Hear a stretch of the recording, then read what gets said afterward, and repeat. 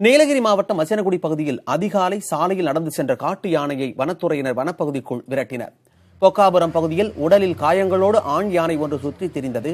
அந்த யானைக்கு வனத்துறையினர் 2 வாரங்களுக்கு மேலாக சிகிச்சை அளித்து வருகின்றனர். தொடர் சிகிச்சையின் காரணமாக யானையின் உடலில் இருந்த காயங்கள் சரியாகி வருகின்றன. அந்த யானை இன்று அதிகாலை மசினகுடியில் உள்ள சிங்காரா சாலையில் திடீரென நடந்து வந்தது.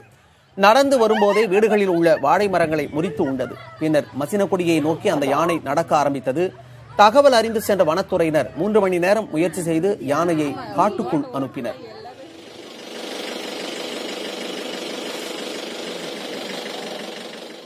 நீலகிரி மாவட்டம் பந்தலூரில் மக்களை தாக்கும் காட்டு யானையை பிடிக்கும் பணிகள் வனத்துறையினருக்கு பெரும் சவாலாக அமைந்திருக்கிறது. 3 பேரை தாக்கிக் கொன்ற யானையை பிடிக்கும் பணிகள் 4வது நாளாக தொடர்கிறது.